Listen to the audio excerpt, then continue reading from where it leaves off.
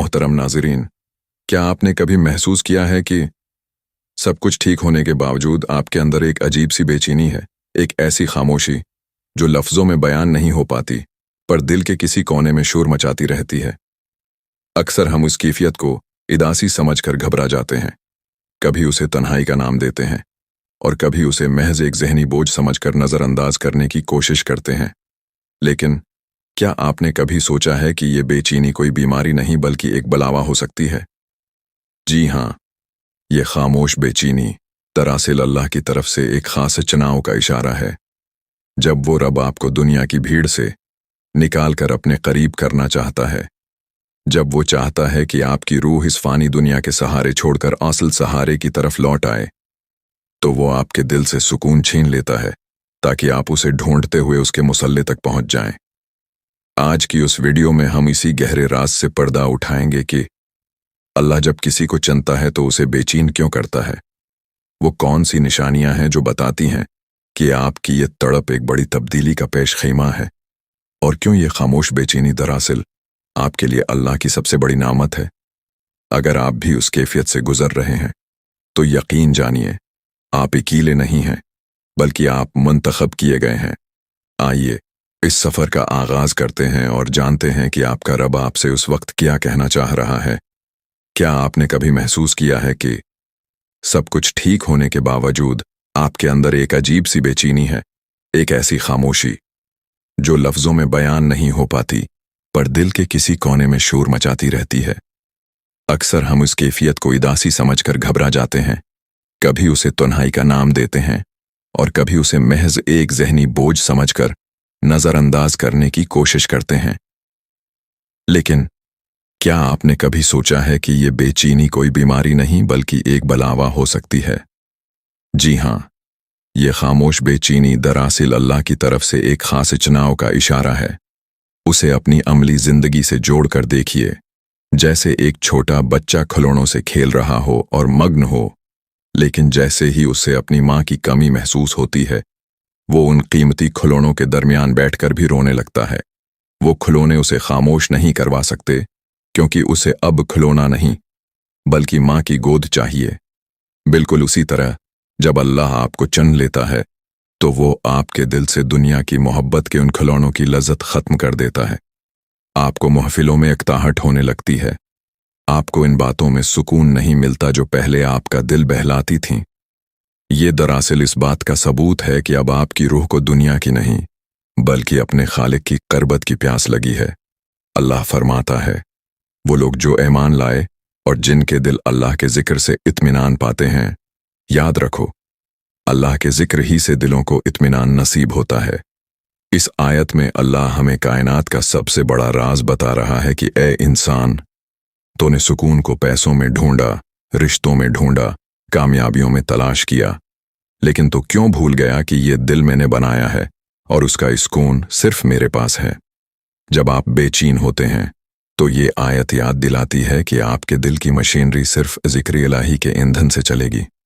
मेरे अजीज साथियों, अगर आज आपका दिल भी बोझल है, अगर आपको लग रहा है कि कोई आपको समझ नहीं पा रहा, तो दीवारों से सर मारने या लोगों से शकवे करने के बजाय तन्हाई में अपने रब से कहो, ऐ अल्लाह, मैं आ गया हूं, तूने मुझे पुकारा, मैं हाजिर हूं।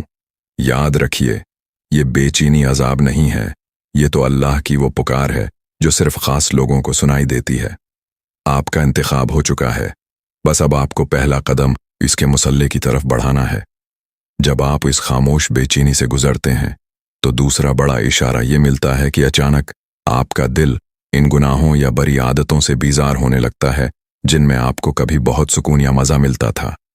आप महसूस करते हैं कि वो महफिलें जहां कहकाए लगते थे, अब आपको वहां बैठकर एक बोझ महसूस होता है, और वो गाने या फजूल वक्त गुजारी जो पहले आपका शौक थी, अब आपकी रूह को थकाने लगी है। ये दरअसल अल्लाह की तरफ से आपके अंदर की सफाई का अमल है। वो आपके दिल के बर्तन को दुनिया की गलाजत से खाली कर रहा है ताकि उसे अपनी मोहब्बत के नूर से भर सके। आपकी अमली जिंदगी में ये तब्दीली इस तरह आती है कि आप लोगों की भीड़ में होकर भी खुद को अलग महसूस करते हैं।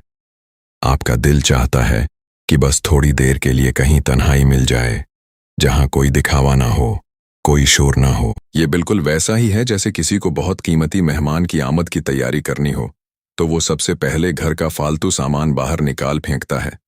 आपका रब भी आपके दिल से गैर को निकाल रहा है क्योंकि वो अब वहां खुद बसना चाहता है। अल्लाह फरमाता है, जिस शख्स को अल्लाह हदायत देने का इरादा कर लेता है, इसका सीना इस्लाम के लिए खोल देता है। यहाँ इस सीना खोल देने का मतलब यही है कि आपको नेकी आसान लगने लगती है और बुराई से वहशत होने लगती है। ये इशारा इस बात की मेहर है कि अल्लाह ने आपको आम लोगों की फहरिस्त से निकालकर अपने मुक़र्रबीन की फहरिस्त में डाल दिया है। अगर आपको भी महसूस हो रहा है कि आपकी पसंद बदल रही है, आपके दोस्तों का दायरा सकड़ रहा है और आपका रुझान खामोशी और सजदों की तरफ बढ़ रहा है, तो खुश हो जाइए। ये बेचैनी आपकी जिंदगी के सबसे खूबसूरत सफर का आगाज है, जहां से वापसी पर आप वो नहीं रहेंगे जो आप पहले थे, बल्कि वो बन जाएंगे जो अल्लाह आपको बनाना चाहता है। तीसरा बड़ा इशारा ये है कि आपकी जिंदगी में अचानक दुआओं की तड़प बढ़ जाती है और आपके आंसू बेअख्तियार निकलने लगते हैं। हालांकि आप किसी बड़े मादी नुकसान या दुख से नहीं गुजर रहे होते, आप महसूस करते हैं कि आपका दिल बातों से भर गया है, पर कोई ऐसा इंसान नहीं मिल रहा जिसके सामने आप ये सब खोल कर रख सकें। और यही वो मकाम है जहां अल्लाह आपको अपनी बारगाह में झुकने के लिए तैयार कर रहा होता है। ये आंसू दरअसल आपकी रूह की वो जबान है जो सिर्फ खालिक समझता है। जब जबान खामोश हो जाती है तो ये आंसू अल्लाह से आपका राबिता जोड़ने का जरिया बनते हैं। अमली जिंदगी में उसकी मिसाल ऐसे है जैसे कोई पौधा धूप की शिद्दत से मुरझाने लगे तो उसे जिंदा रहने के लिए पानी की पुकार करनी पड़ती है। जब आपकी दुनियावी जिंदगी की धूप आपकी रूह को खश्क करने लगती है तो अल्लाह आपके अंदर ये तड़प पैदा करता है ताकि आप सजदे के पानी से अपनी रूह को दोबारा जिंदा कर सकें। लोग उसे कमजोरी समझेंगे, शायद आप खुद भी उसे अपनी हसासियत समझें, लेकिन हकीकत में ये वो रस्सी है जो अल्लाह ने आसमान से आपके लिए लटकाई है ताकि आप उसका सहारा लेकर दुनिया के अंधेरों से निकल सकें। अल्लाह फरमाता है, ऐ मेरे वो बंदू जिन्होंने अपनी जानों पर ज्यादती की है, अल्लाह की रहमत से मायूस ना हो जाओ।